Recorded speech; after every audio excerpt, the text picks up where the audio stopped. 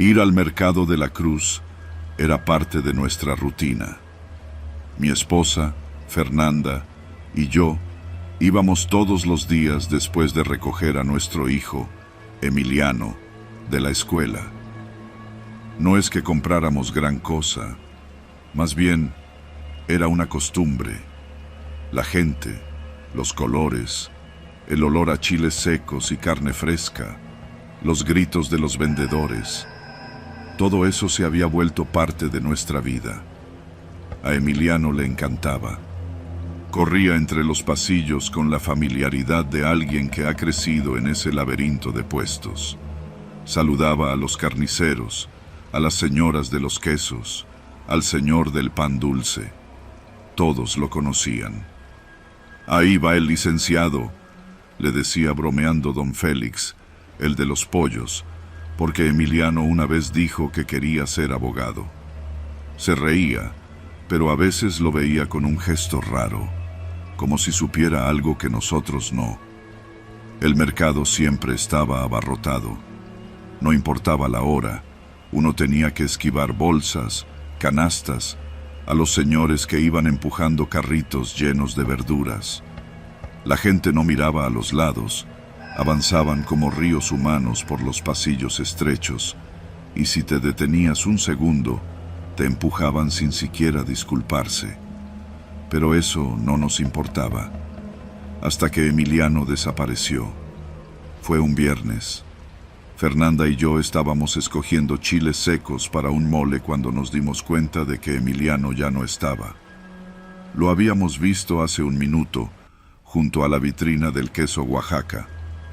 No le dimos importancia al principio, porque sabíamos que le gustaba ir a ver los juguetes de plástico en el puesto de la entrada.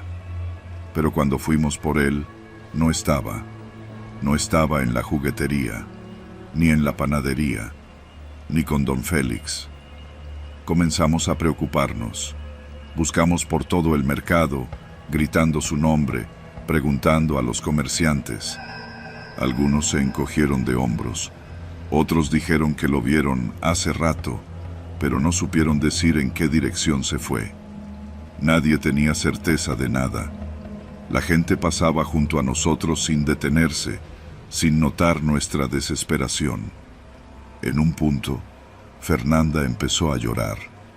Fue entonces cuando alguien nos habló. «Vayan a la oficina de seguridad». Era un hombre mayor, con un delantal sucio de grasa. Su rostro tenía una seriedad extraña, como si ya supiera lo que nos iban a decir. Corrimos a la oficina de seguridad, un cuartito con un escritorio y una televisión vieja que transmitía las imágenes de las cámaras del mercado. Un guardia, un hombre gordo con bigote, nos miró sin mucho interés. «Cálmense, seguro anda por ahí», dijo, como si esto pasara todos los días. Nos hizo esperar mientras revisaba las cámaras. En la pantalla, el mercado parecía aún más caótico de lo normal. Cuerpos moviéndose sin rostro, sombras pasando frente a los puestos. Entonces lo vimos. Ahí estaba Emiliano, caminando de la mano de alguien. «¡Ahí está!», grité, señalando la pantalla. El guardia adelantó el video. En la imagen, Emiliano parecía tranquilo. No forcejeaba, no parecía asustado.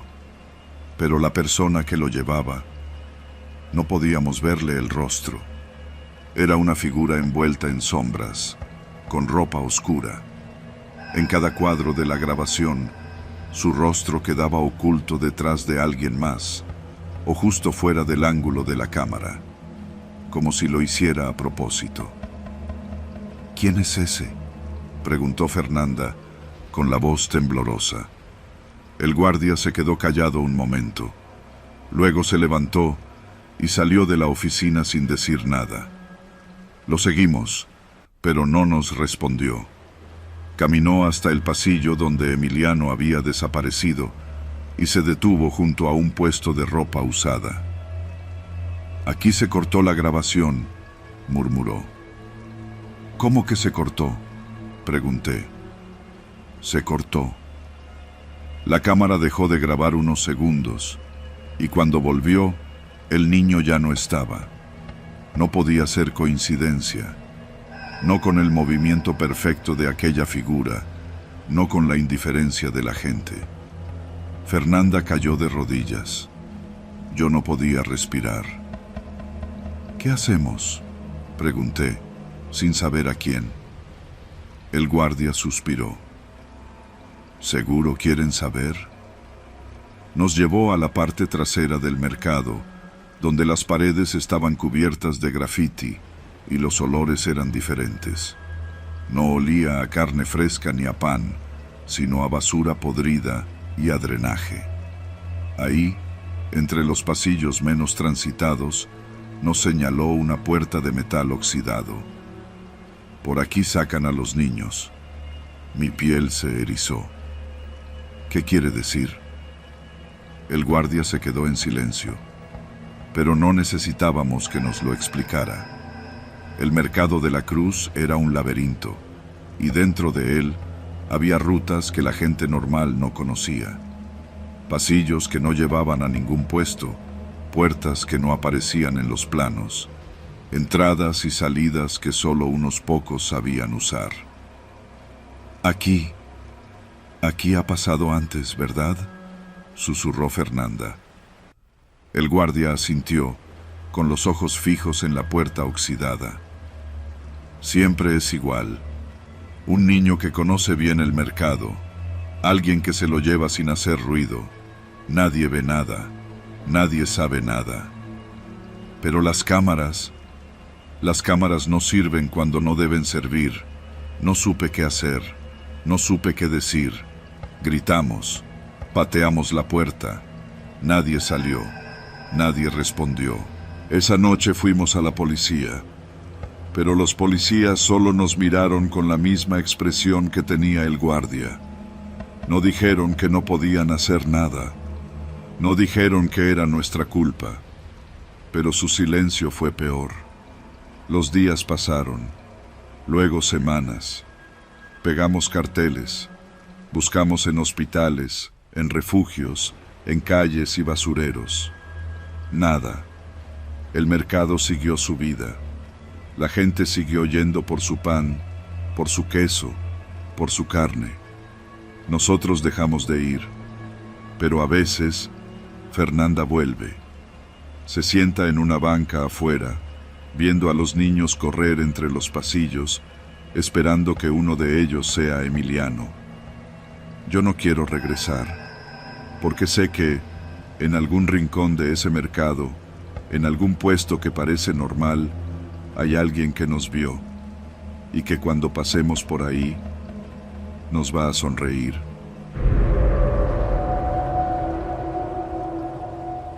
No sabría decir si fue la curiosidad o la estupidez lo que nos llevó hasta aquella hacienda en ruinas. Lo cierto es que, si hubiera sabido lo que encontraríamos ahí dentro, jamás habría aceptado. Todo empezó como una idea entre amigos. Juan, el más obsesionado con la fotografía, había leído sobre una antigua hacienda abandonada en el Marqués, un lugar que en su tiempo fue un esplendoroso centro de producción agrícola y que con los años se había convertido en un cascarón vacío.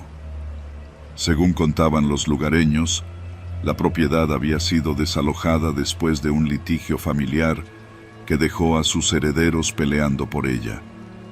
Algunos decían que estaba maldita, otros que simplemente había sido víctima del tiempo y la negligencia. Aún con esas historias en mente, a nosotros nos pareció una locación perfecta para una sesión de fotos nocturna. Queríamos capturar la decadencia del lugar, su arquitectura colonial devorada por la maleza y la humedad. Así que, armados con cámaras, linternas y un par de cervezas, nos metimos en la camioneta de Jorge y nos dirigimos hacia allá.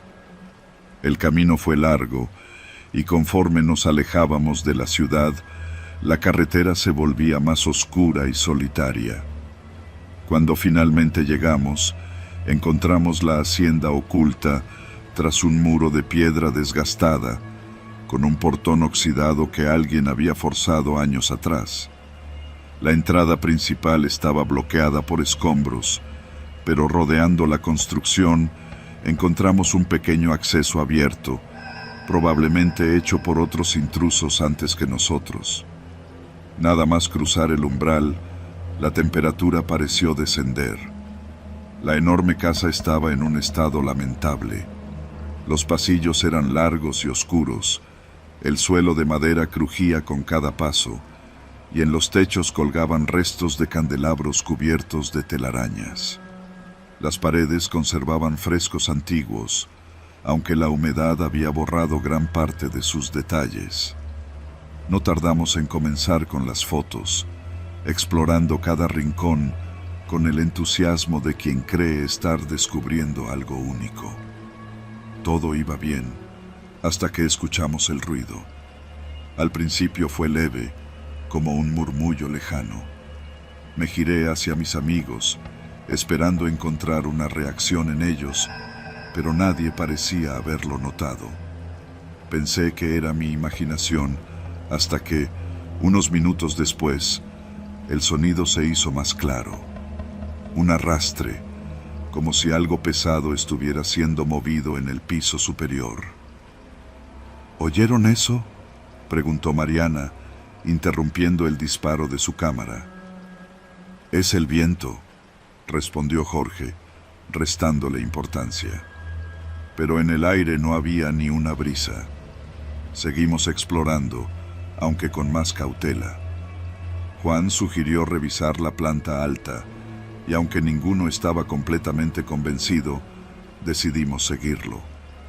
Las escaleras eran un desafío en sí mismas, con escalones a punto de colapsar y barandales carcomidos por la humedad. El segundo piso estaba aún más deteriorado. Había muebles antiguos cubiertos de polvo, habitaciones con techos derrumbados y largas ventanas que daban a un patio central invadido por la maleza. En una de las habitaciones encontramos algo que nos puso los nervios de punta. En el suelo, medio oculto bajo una manta llena de moho, había un cuchillo de carnicero cubierto de algo oscuro y reseco. Junto a él, pedazos de cuerda cortada y un par de guantes de látex viejos. Ninguno de nosotros quiso decirlo en voz alta, pero era evidente que ahí había ocurrido algo más que simples reuniones de exploradores urbanos. «Esto no es de hace años», susurró Mariana. «Alguien ha estado aquí». El silencio se hizo más pesado. Fue entonces cuando escuchamos un portazo en la planta baja. Corrimos hacia la escalera, linternas en mano, y nos asomamos desde el descansillo. Abajo, el aire estaba denso, y la poca luz que entraba por las ventanas apenas iluminaba el recibidor. Nadie habló, nadie se movió. Nos quedamos congelados, intentando escuchar algo más. Entonces, la puerta de entrada se cerró con un golpe seco. Corrimos. Bajamos las escaleras casi tropezando, empujándonos entre nosotros, sintiendo el latido acelerado de nuestros corazones en los oídos. Cuando llegamos al portón principal, Jorge intentó abrirlo, pero no se movía. Estaba trabado, como si alguien lo hubiera asegurado por fuera. «¡No puede ser!», gritó, forcejeando con la puerta. Mariana y yo corrimos hacia las ventanas, pero todas tenían barrotes oxidados. La única salida era el mismo hueco por donde habíamos entrado, pero cuando lo buscamos, no lo encontramos. «Por aquí entramos», dije, sintiendo el pánico subir por mi garganta.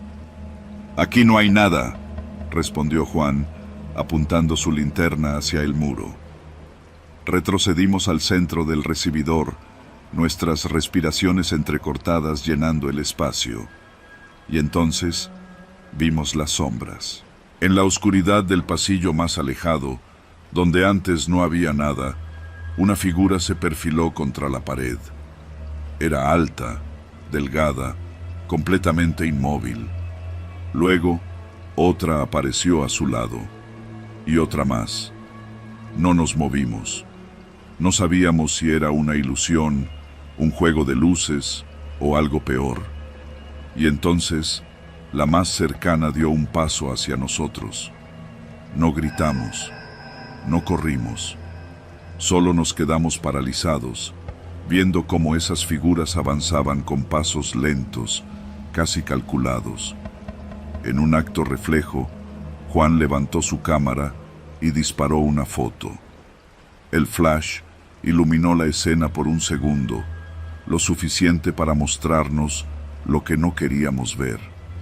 No eran sombras, eran personas, hombres con los rostros cubiertos por pasamontañas negros y ropa sucia. Cada uno sostenía algo en las manos. Uno tenía una cuerda, otro un machete y el tercero un rifle corto. El de la cuerda habló con una voz seca y monótona. ¿Les gusta tomar fotos? Nos quedamos en silencio, congelados por el terror. Si tanto les gusta, vengan, les vamos a enseñar algo más. El tipo del machete levantó su arma, y fue entonces cuando el instinto nos sacó de nuestro estupor. Mariana tomó una de las viejas sillas y la arrojó contra la ventana más cercana. El vidrio explotó en 1000 pedazos y sin pensarlo, corrimos. Los desconocidos nos siguieron, pero el caos nos dio ventaja. Saltamos por el hueco, cortándonos con los fragmentos de vidrio, y corrimos sin mirar atrás. Llegamos a la camioneta de Jorge y subimos de inmediato. En menos de un minuto, estábamos de vuelta en la carretera, dejando atrás la hacienda y a sus habitantes. No llamamos a la policía. No regresamos por nuestras cosas. Sabíamos lo que habíamos encontrado. Un sitio donde alguien hacía cosas que preferíamos no imaginar. Nos sentimos afortunados de haber salido con vida. Desde aquella noche, evitamos hablar del tema. Pero a veces, en las madrugadas en las que me cuesta dormir, pienso en las fotos que Juan logró tomar antes de huir. Y me pregunto si en alguna de ellas se ven los rostros de aquellos hombres. O peor aún, si ellos nos siguen buscando.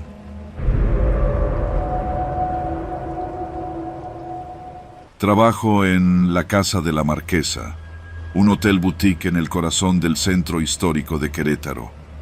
Llevo aquí casi 3 años, tiempo suficiente para conocer cada rincón del edificio. Es un lugar precioso, con techos altos, pasillos de piedra y balcones de hierro forjado que dan a las calles empedradas. De día, el hotel se llena de turistas extranjeros y viajeros de paso. De noche, todo se aquieta y se vuelve casi fantasmal. Soy el encargado del turno nocturno en recepción. Siempre me ha gustado la tranquilidad de la madrugada, las luces tenues, el murmullo de la fuente en el patio central, el eco de mis propios pasos en los pasillos vacíos. Pero hace un par de meses, algo cambió. Noté que en la habitación número 17, un cuarto de lujo con vista a la calle Madero, los huéspedes nunca hacían check-out. La primera vez que pasó, lo atribuí a un simple error.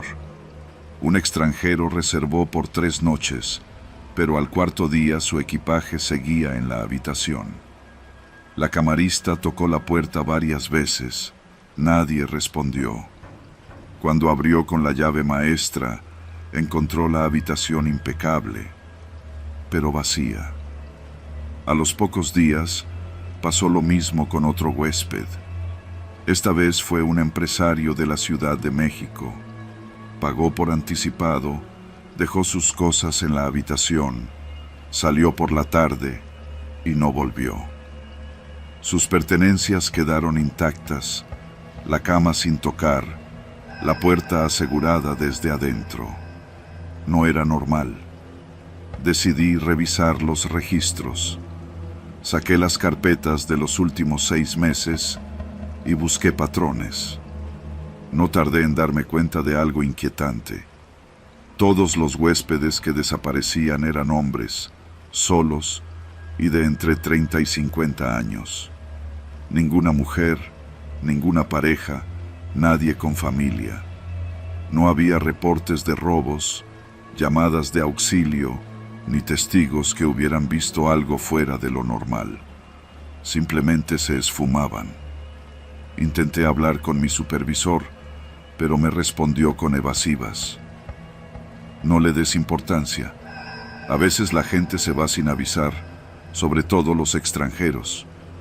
Pero no me convenció. Yo mismo hice llamadas a los números de contacto que los desaparecidos habían dejado en la recepción. Ninguno contestó. Decidí vigilar por mi cuenta.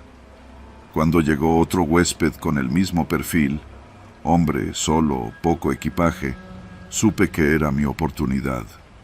Se registró poco antes de la medianoche y le asignaron la habitación número 17. Lo vi subir por las escaleras con una actitud despreocupada, sin imaginar que yo ya tenía el presentimiento de que no volvería a bajar. Esa noche, en lugar de quedarme en recepción, subí al segundo piso y me escondí en el pasillo. El hotel es antiguo, con pisos de madera que crujen al mínimo movimiento. Me quedé de pie, inmóvil, con la espalda pegada a la pared. Desde ahí podía ver la puerta de la habitación 17. Las horas pasaron. Eran casi las 3 de la mañana cuando noté un sonido leve. La cerradura girando desde afuera. Contuve la respiración. Desde la penumbra vi cómo la puerta se abrió con extrema lentitud.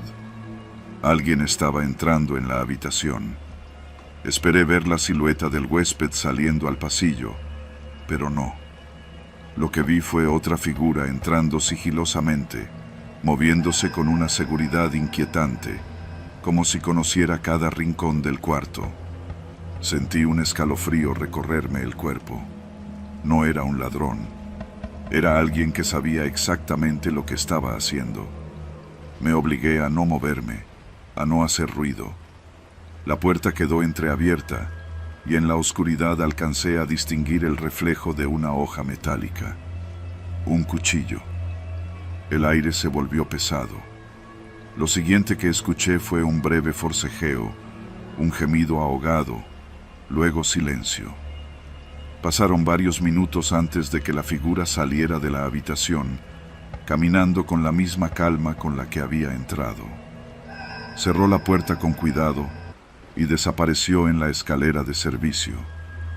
Esperé un rato antes de atreverme a moverme.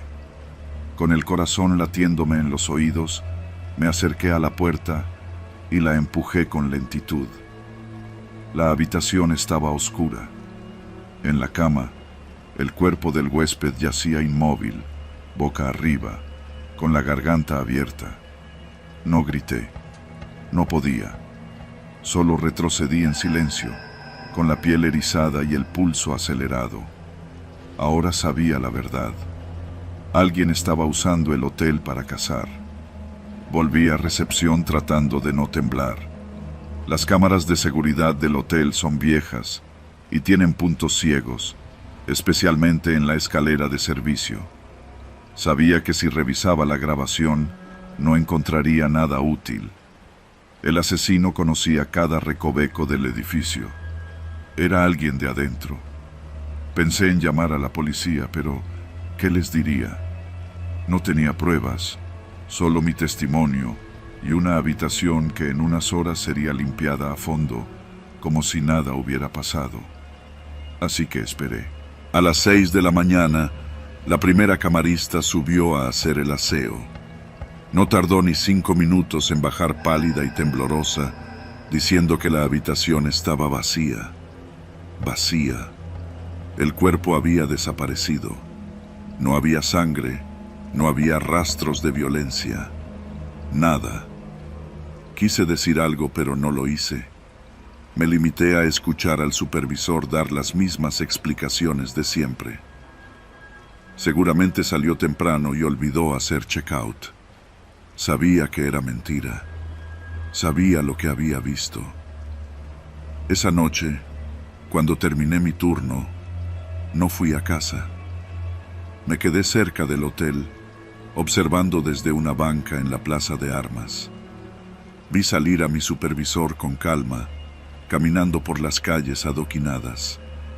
Siguió su camino hasta perderse en las sombras. No llevaba prisa. No tenía nada de qué preocuparse. Era solo una noche más en la casa de la marquesa. Y yo ya sabía demasiado. Renuncié días después. Nunca denuncié nada. Pero cada tanto reviso las noticias locales. Nunca hay reportes de desapariciones en el hotel. Nunca hay nada raro. Pero yo sé la verdad. Y si alguna vez te hospedas en la casa de la marquesa, evita la habitación número 17.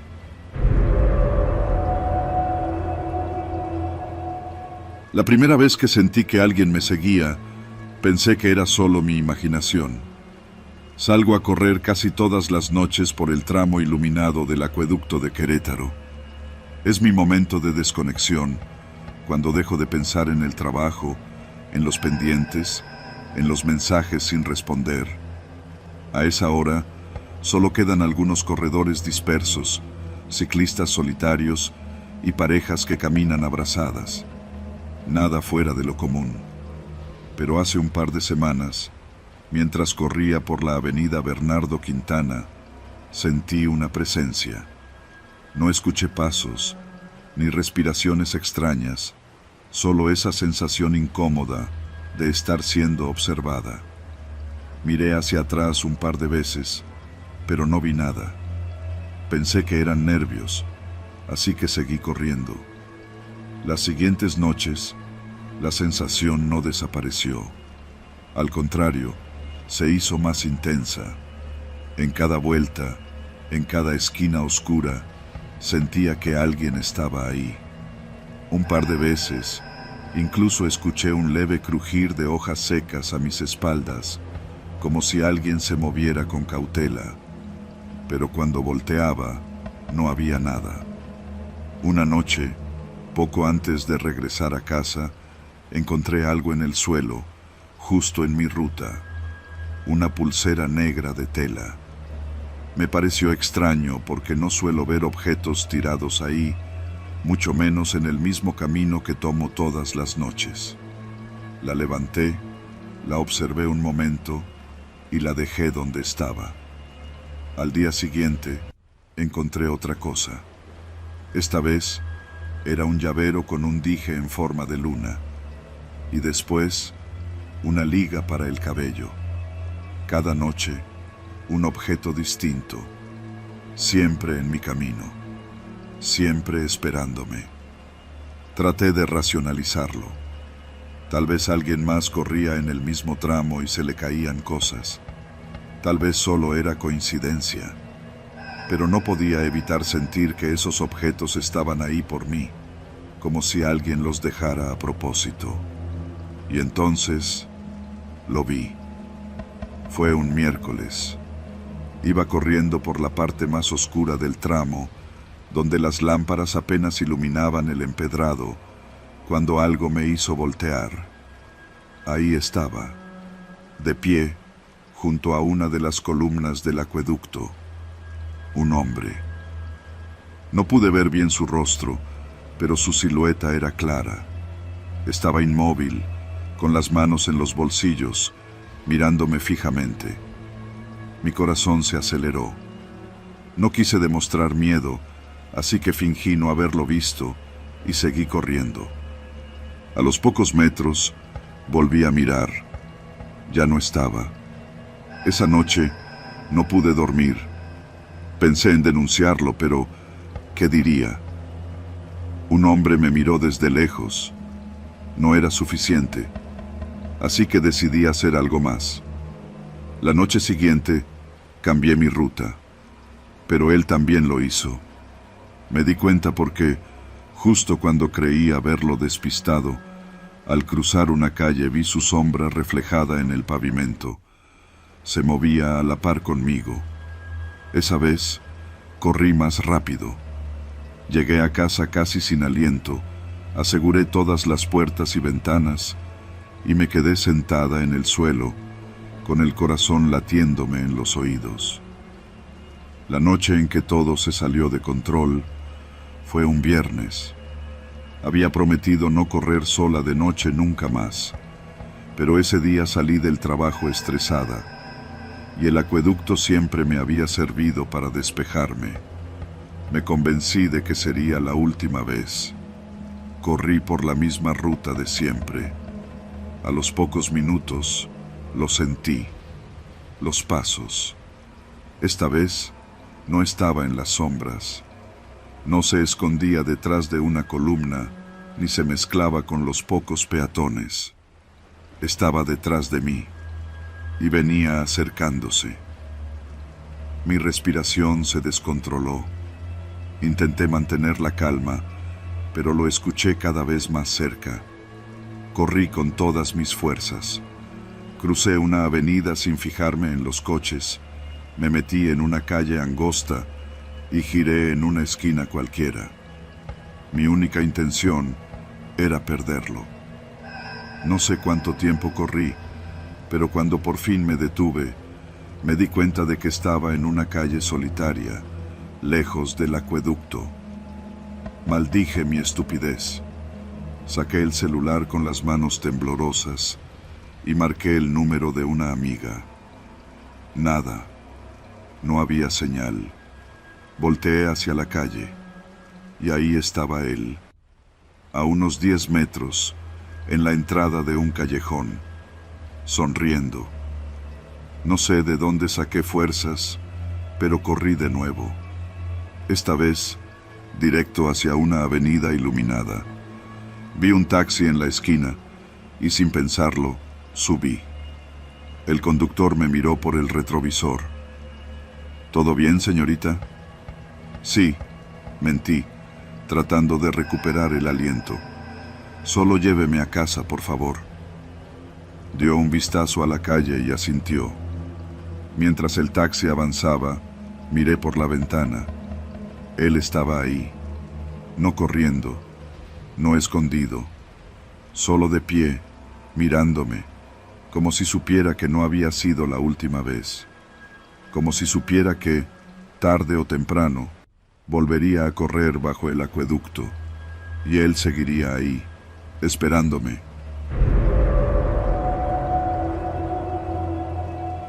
Mi nombre es Jorge, y hasta hace poco trabajaba como vigilante nocturno en el Cerro de las Campanas, en Querétaro.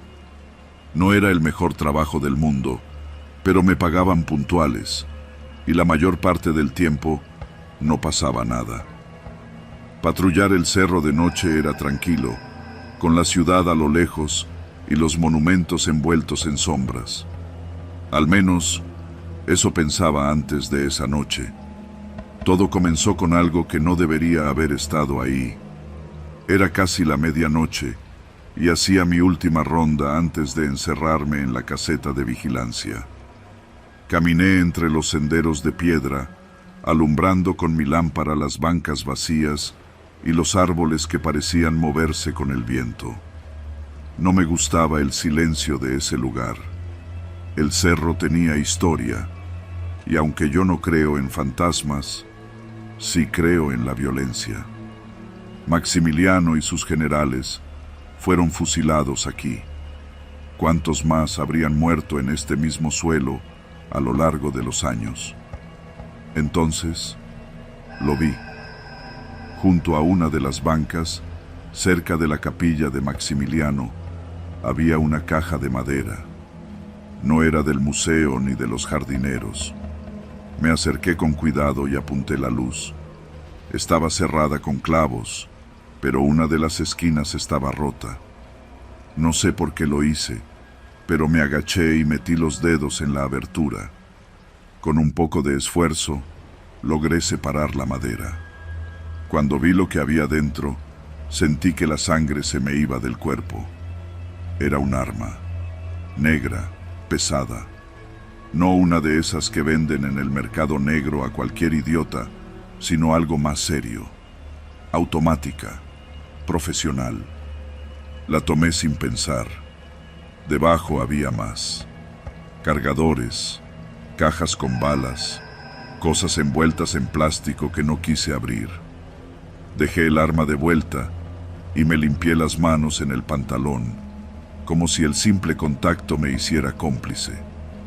No tenía que ver más. Tenía que llamar a la policía. Pero entonces escuché pasos. Apagué la lámpara y me escondí detrás de la banca. Alguien se acercaba desde el camino principal. Lo primero que vi fueron las sombras. Se movían entre los árboles, alargadas y deformadas por la poca luz. Eran dos hombres. Uno era alto y delgado, con una chamarra oscura. El otro era más bajo, más corpulento. Caminaban rápido, susurrando algo que no alcancé a entender. No sé qué me impulsó a quedarme ahí en lugar de correr, pero me obligué a contener la respiración. Los hombres llegaron a la banca. ¿Aquí la dejaron?, preguntó el flaco. El otro gruñó. Sí. El hombre bajo se agachó y revisó la caja. Está abierta. Hubo un silencio peligroso. Alguien la vio, dijo el flaco, con voz neutra. No esperé más. Me levanté de golpe y corrí. El cerro no es muy grande, pero de noche parece un laberinto. Subí por los senderos, esquivando los escalones y las bancas, sintiendo el peso de sus pasos detrás de mí. ¡Alto, cabrón!, gritó el flaco. Un disparo rompió la noche. El balazo golpeó un árbol a mi derecha. No me detuve. Corrí hacia la capilla, pero estaba cerrada. Me lancé hacia la zona de monumentos, donde la estatua de Benito Juárez se alza imponente, con su mirada de bronce observándolo todo. Me escondí detrás del pedestal. Los pasos se acercaron. Escuché sus voces. No pudo haber ido lejos. Búscalo. El sonido de su respiración era fuerte en la noche. Sentí el metal frío de la estatua en la espalda y traté de no hacer ruido. El hombre corpulento pasó a unos metros de mí con el arma en la mano.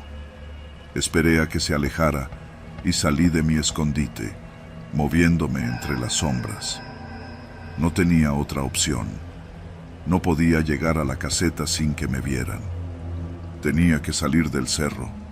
Sabía de un punto donde la barda tenía una abertura. Si llegaba ahí, podría perderme en la ciudad. Me moví lo más rápido y silencioso que pude, pero ellos también sabían moverse. Ahí está. Otro disparo. La bala se estrelló en el piso junto a mis pies. Corrí cuesta abajo. Podía ver la barda. Estaba cerca. Otro disparo. Sentí un ardor en el brazo. No me detuve. Me lancé contra la barda, empujé mi cuerpo por el hueco y caí del otro lado. Rodé por el suelo y me levanté tambaleante. Las luces de la ciudad estaban frente a mí. La calle, los autos. Me giré. El flaco estaba en la barda. Me apuntó. Pero antes de que disparara, un coche pasó a toda velocidad entre nosotros. No me quedé a ver si seguían. Corrí. No paré hasta que llegué a la comandancia. Cuando los policías fueron al cerro, ya no había nadie. Ni los hombres, ni la caja. Pero el hoyo de bala en el árbol seguía ahí. Me hicieron muchas preguntas. Yo solo dije la verdad. Esa misma noche renuncié. Desde entonces, no he vuelto al Cerro de las Campanas. Pero a veces, Cuando paso cerca, me detengo a mirar desde la distancia. Y juro que, entre los árboles y los monumentos, todavía veo sombras moviéndose en la oscuridad, esperando para la siguiente entrega.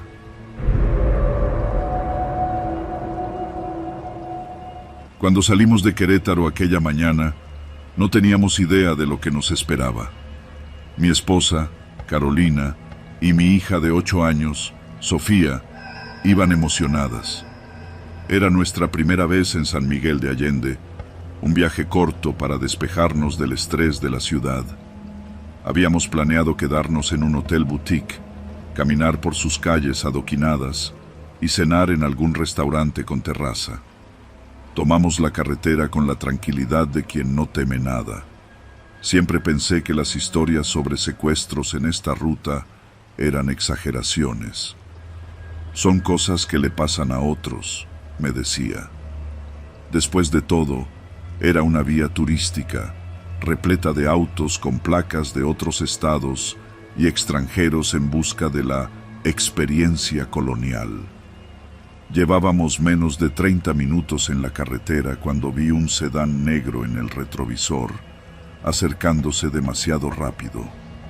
Al principio no le di importancia. No era raro que algunos conductores quisieran rebasar a toda velocidad. Sin embargo, algo en la manera en que se mantenía detrás de nosotros, sin intentar adelantarme, me puso en alerta. ¿Ese coche nos sigue?, preguntó Carolina, notando mi incomodidad. No lo sé, respondí, intentando no asustarla. Aceleré un poco, pero el sedán hizo lo mismo. Quise creer que era coincidencia. Luego encendió las luces altas, deslumbrándonos con destellos intermitentes. ¿Qué quieren?, murmuró Carolina, abrazando a Sofía, que jugaba con su tablet sin notar el peligro. No tardé en descubrirlo. El auto aceleró y se colocó a mi lado. El copiloto, un hombre con gorra y lentes oscuros, bajó la ventana y me hizo señas de que me orillara. Cuando dudé, levantó un arma y la apuntó directamente hacia nosotros. El miedo me golpeó el estómago. Carolina ahogó un grito. «No pares», susurró ella, pero mi cuerpo ya no respondía a la lógica. Disminuí la velocidad. No era una decisión consciente, era puro instinto de supervivencia. Mi mente gritaba que si no hacía lo que querían, dispararían sin pensarlo. El sedán nos rebasó y se colocó delante de nosotros. Otro auto, una camioneta gris, apareció detrás. Estábamos atrapados. Frené en seco. Los dos vehículos se detuvieron y en cuestión de segundos, 4 hombres salieron armados. 2 se dirigieron a mi ventana y otros 2 al lado de Carolina. «Bájense, ya se los cargó la chingada», gritó uno de ellos, golpeando el vidrio con la pistola. La sangre me retumbaba en los oídos. Carolina me miró con ojos aterrados, abrazando a Sofía con fuerza. El hombre no esperó. Abrió la puerta de un jalón y me sacó a la fuerza. «No le hagan nada a mi hija», gritó Carolina, pero uno de ellos la sacó del auto mientras otro tomaba a Sofía. Quise pelear, pero ¿qué podía hacer contra 4 hombres armados? Nos llevaron a la camioneta y nos hicieron subir a la parte trasera. Estaba oscuro, olía a sudor y gasolina. Nos ataron las manos con cinta y nos obligaron a mantener la cabeza baja. «Si hacen ruido, los matamos», dijo uno de ellos. El auto arrancó. No sé cuánto tiempo pasó. Tal vez fueron minutos, tal vez una eternidad. Sentía el corazón en la garganta. Sofía sollozaba en silencio, escondiendo el rostro en el pecho de Carolina. «Se van a portar bien, ¿verdad?», dijo uno de los secuestradores desde el asiento delantero. Su voz era tranquila, casi amigable. No queremos hacerles daño, solo queremos su dinero. Dinero. Claro. Me forcé a respirar. Era un secuestro express. Nos quitarían todo y nos soltarían en medio de la nada. Era el mejor escenario posible. Llévense lo que quieran, dije, pero suéltennos. Uno de ellos se rió. ¿Crees que esto es un pinche asalto en el semáforo? No, amigo. Aquí jugamos diferente. El terror me paralizó. La camioneta se detuvo. Nos sacaron a empujones y nos metieron en una construcción abandonada. Parecía una vieja bodega, con muros de cemento sin terminar y techo de lámina. Adentro había otras personas, 4 hombres y 2 mujeres, todos con la mirada perdida. Un anciano temblaba en una esquina. Otro hombre, vestido con ropa cara, tenía la cara hinchada de los golpes. «Siéntense y cállense», ordenó uno de los secuestradores. Nos dejaron ahí, custodiados por un tipo que no dejaba de masticar chicle. Los demás salieron. Carolina abrazó a Sofía con fuerza. Yo intenté descifrar qué estaba pasando. «Los mantienen aquí hasta que pagan», susurró el anciano. «A algunos los dejan ir, a otros». Cayó de golpe. El silencio fue peor que cualquier respuesta. Horas después, los secuestradores regresaron. «Es hora de las llamadas», dijo el líder, un hombre alto con una cicatriz en la mejilla. Nos pasaron un celular. «Diles que junten dinero. Rápido». Carolina llamó a su hermana. Su voz temblaba. «Llama a todos. Diles que junten lo que puedan. Es una emergencia». Su hermana gritó al otro lado del teléfono, pero Carolina colgó antes de darle detalles. «Tienen un día», dijo el hombre de la cicatriz. «Si no, la niña se queda». El miedo nos destrozó. Nos pasamos la noche en vela, abrazando a Sofía y esperando que alguien reuniera el dinero. Al día siguiente, nos sacaron de la bodega. «Nos vamos», dijo uno de ellos. Nos subieron de nuevo a la camioneta y condujeron durante lo que parecieron horas. De pronto, el auto se detuvo. «Van a caminar derecho y no volteen». Nos quitaron la cinta de las manos y nos empujaron fuera. El sonido de la camioneta alejándose fue la primera señal de que estábamos libres. No lo creímos hasta que encontramos la carretera y una patrulla se detuvo ante nosotros. Denunciamos, pero en el fondo sabíamos que era inútil. «¿Les hicieron daño?», preguntó el oficial. «No», dije, abrazando a Carolina y Sofía. «Tuvieron suerte. Algunos no regresan». No respondí. Nos llevaron a una estación de policía. Tomaron nuestra declaración. Nos dijeron que investigarían, pero nunca hubo detenidos. Nunca hubo justicia. San Miguel de Allende quedó en el olvido. Desde aquella noche, ya no volvimos a viajar por carretera.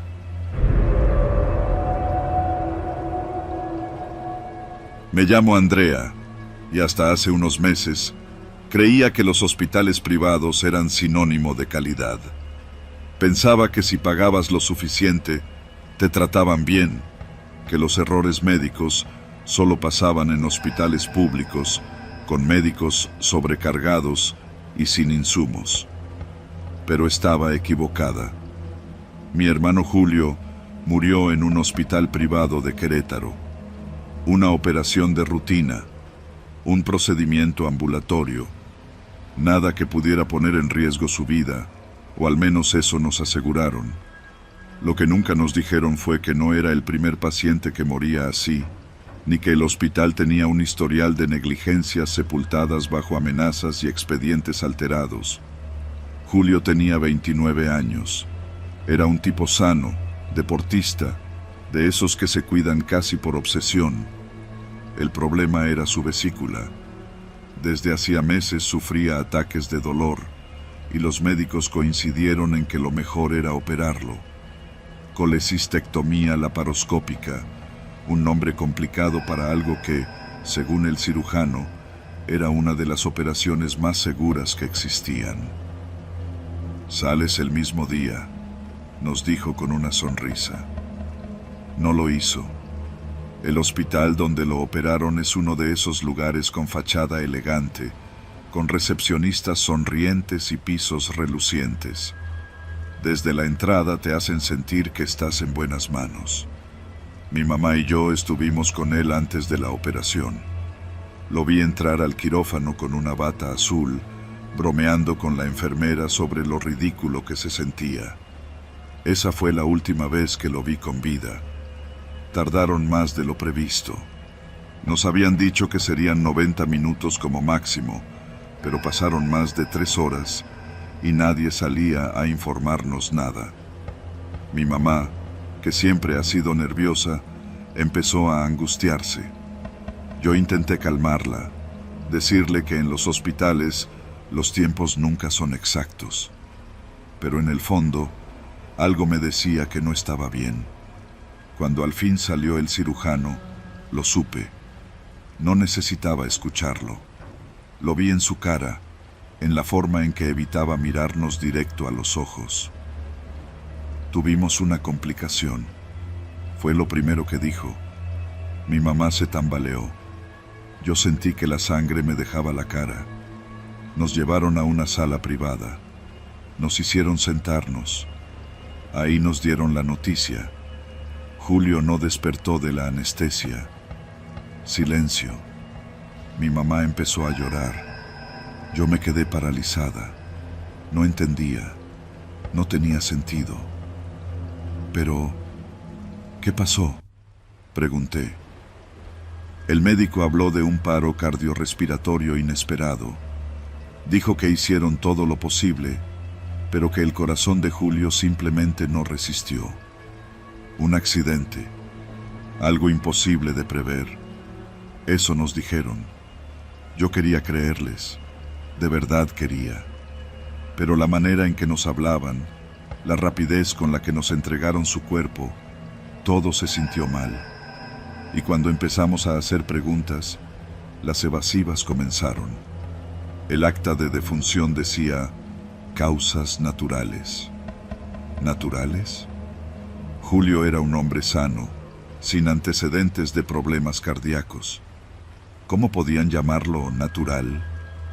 Pedimos acceso a su expediente médico. Se negaron. Es un trámite interno. No podemos compartirlo sin autorización del comité hospitalario. Nos dieron largas. Cada vez que intentábamos obtener información, nos encontrábamos con un muro de burocracia y respuestas frías, mecánicas. Así que decidimos actuar. Contactamos a un abogado. Presentamos una queja formal ante la Comisión Estatal de Arbitraje Médico. Entonces, todo se volvió más turbio. Recibimos una llamada anónima. Déjenlo así. No van a ganar nada. Colgaron. El hospital nos ofreció un acuerdo económico. No dijeron la palabra negligencia, pero lo insinuaron. Una compensación por nuestra pérdida, a cambio de firmar un documento que nos impedía tomar acciones legales. Mi mamá consideró aceptarlo. Yo no. No quería dinero. Quería saber qué le habían hecho a Julio. Revisé foros de internet, hablé con ex empleados, contacté a otros familiares de víctimas. No fui la única. Ese hospital tenía un patrón. Muerte tras muerte, siempre explicaciones vagas, siempre expedientes inaccesibles, siempre los mismos nombres en los reportes médicos. El cirujano que operó a Julio tenía antecedentes de negligencia. Lo habían demandado antes, pero el caso desapareció. Descubrí que otras familias habían intentado demandar y se habían arrepentido. Nos amenazaron. Manipularon la historia clínica. La policía nunca nos tomó en serio. Y, al parecer, algunas pruebas habían desaparecido misteriosamente. Una madrugada, alguien golpeó la puerta de mi casa. Fui a ver. No había nadie, solo un sobre. Dentro, una copia del expediente clínico de Julio. No sé quién lo dejó, pero cuando lo leí, me temblaron las manos. La versión oficial decía que la cirugía no tuvo complicaciones. Mentira. El informe filtrado mostraba que se le administró el anestésico incorrecto. El mismo error había ocurrido 3 veces antes en los últimos 2 años. 3 muertes, 3 accidentes que nunca llegaron a juicio. Las fechas coincidían con las denuncias archivadas. Todo estaba conectado. Pusimos una nueva denuncia. Esta vez, con las pruebas en la mano, parecía que teníamos una oportunidad real. Pero entonces, la intimidación comenzó. Mi mamá recibió mensajes de números desconocidos. Dejen el caso, no se metan en problemas. Una patrulla se estacionó frente a nuestra casa por horas, como vigilándonos. Un día, alguien me siguió en la calle. Cuando me di cuenta, aceleré el paso. El tipo también. Corrí. Me metí en una tienda. Esperé. Cuando salí, ya no estaba. Volví a casa con miedo en el cuerpo. Pero no paré. Publicamos todo en redes sociales. Contactamos a periodistas. Al principio, nadie quería tocar el tema. Los hospitales privados tienen conexiones poderosas y los medios locales no querían arriesgarse. Pero cuando otras familias empezaron a hablar, la historia se volvió demasiado grande para ignorarla. Bajo la presión mediática, las autoridades no pudieron seguir haciéndose de la vista gorda. El hospital fue investigado. Encontraron irregularidades en expedientes, testimonios contradictorios y registros médicos alterados. El cirujano renunció. El director fue removido. Pero no hubo justicia real. No hubo cárcel. Solo un escándalo más que, con el tiempo, la gente olvidaría. Me pregunto cuántas familias se quedaron calladas, cuántas aceptaron dinero, cuántas siguen pensando que fue un accidente. Yo sé la verdad. Julio no murió por una complicación inesperada. Lo mató la negligencia. Y aunque el hospital sigue operando, aunque nunca encarcelaron a los responsables, al menos la historia ya no puede ser enterrada.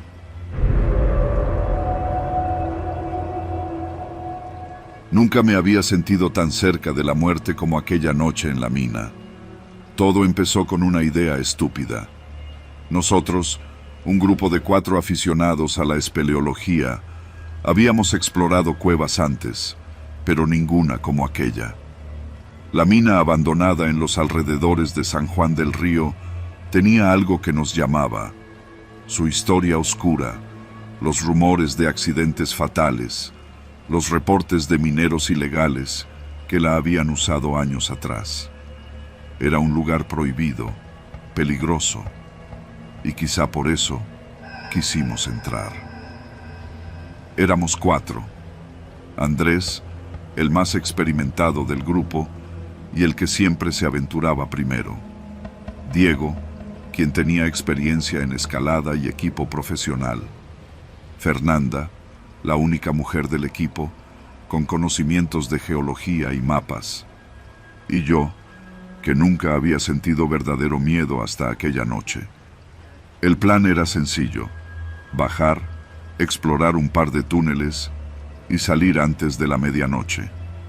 Teníamos linternas, cuerdas, radios y oxígeno suficiente para unas horas. Lo habíamos hecho antes. ¿Qué podía salir mal? La entrada de la mina era un boquete negro en la roca, cercado con alambre de púas oxidado. Cruzamos sin mucho esfuerzo y comenzamos el descenso por un viejo túnel de acceso. El aire olía a humedad y óxido. Nuestros cascos iluminaban las paredes irregulares, marcadas con antiguas señales de extracción. «Vamos a bajar unos 20 metros y seguimos el túnel este», indicó Andrés. «Cuidado con los desprendimientos», advirtió Fernanda. Bajamos con cuidado, anclando las cuerdas en los puntos más seguros que encontramos. Al tocar fondo, encendimos nuestras linternas de mayor potencia. Lo primero que notamos fue el silencio. Era un vacío denso, un silencio de muerte que solo se rompía con el crujir de nuestras botas sobre el suelo polvoriento. Caminamos en fila india, explorando túneles cada vez más estrechos. El aire se volvía pesado, viciado. La falta de ventilación era evidente. «Esta mina fue clausurada en los años 70», dijo Fernanda, revisando un mapa impreso. «Aquí hay túneles que no aparecen en los registros». «Probablemente los cavaron mineros ilegales», respondió Diego. Seguimos avanzando. Cada cierto tiempo, anotábamos referencias en las paredes con tiza para no perdernos. Fue cuando encontramos las primeras evidencias de ocupación reciente que supe que algo no estaba bien. A mitad del túnel, hallamos una carreta metálica con costales de piedra dentro. Había huellas en el suelo, marcas de arrastre. No parecían tan antiguas. «Alguien ha estado aquí hace poco», murmuré. «No hay herramientas, solo la carreta», dijo Andrés. «Tal vez abandonaron todo cuando se derrumbó un acceso». Diego tomó una piedra de uno de los costales y la inspeccionó con su linterna. «Es mineral, pero mezclado con cuarzo. Probablemente estaban buscando vetas de oro viejo». Seguimos adelante. En un recoveco del túnel encontramos algo peor. Una bota de minero, vieja y desgarrada. Dentro aún había un fragmento de hueso humano. «No estamos solos», susurró Fernanda. Andrés decidió que era hora de regresar, pero en ese momento sucedió. Un crujido profundo sacudió la mina. El suelo vibró bajo nuestros pies. Hubo un sonido sordo, como un trueno atrapado en la roca. Luego, la oscuridad. Todo se derrumbó. Sentí un golpe brutal en la espalda y fui lanzado contra una pared. Polvo, piedras, gritos. Algo me golpeó la cabeza y por un momento todo se volvió negro. Cuando recobré la conciencia, apenas podía respirar. Había tierra sobre mi pecho, el polvo me quemaba los ojos y la linterna de mi casco titilaba. «¿Fernanda? ¿Diego?» Tosí, tratando de incorporarme. Un jadeo respondió a unos metros. «Estoy aquí». La voz de Fernanda sonaba ahogada. Me giré con dificultad. Vi su casco entre los escombros. Su pierna estaba atrapada bajo una roca. «No puedo moverme», susurró. Diego estaba unos metros más adelante, moviéndose con lentitud. Andrés no respondía. El derrumbe nos había atrapado en una burbuja de piedra y polvo. El aire era más denso, caliente, irrespirable. Intentamos liberar la pierna de Fernanda, pero la roca era demasiado grande. «Nos quedaremos sin oxígeno si no encontramos una salida pronto», dijo Diego, su voz llena de pánico. Nos tomó más de una hora estabilizarnos. Encontramos nuestras mochilas enterradas entre los escombros. El radio de Andrés estaba destrozado. El mío tenía batería, pero sin señal. Estábamos aislados. Intentamos avanzar por un pasaje lateral. Nos arrastramos entre escombros. Cada respiración costaba trabajo. El calor aumentaba, el aire escaseaba. El túnel nos llevó a un sitio peor, una caverna donde hallamos más evidencia de los mineros ilegales, costales rotos, herramientas oxidadas y algo más.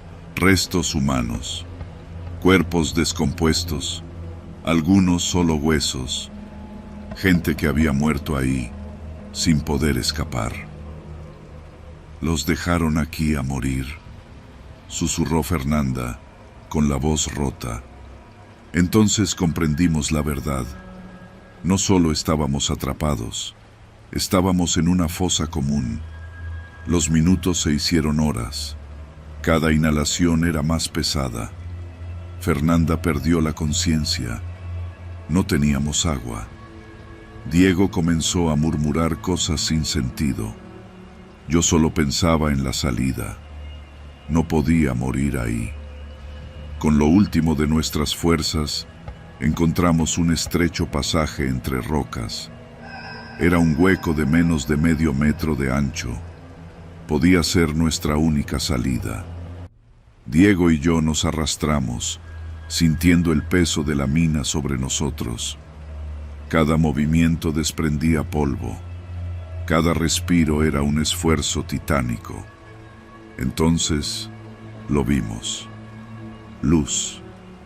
Un agujero minúsculo, apenas del tamaño de un puño. Pero era aire fresco, era vida. Con manos ensangrentadas, empezamos a cavar. No sé cuánto tiempo pasó. Solo recuerdo salir, sentir el frío de la noche en mi piel. La mina nos escupió de regreso al mundo. Sobrevivimos, pero no salimos todos. Andrés murió en el derrumbe. Fernanda perdió la pierna. Diego nunca volvió a ser el mismo. Yo sigo soñando con la mina, con la oscuridad, con los muertos que nunca salieron, porque sé que aún están ahí abajo, esperando.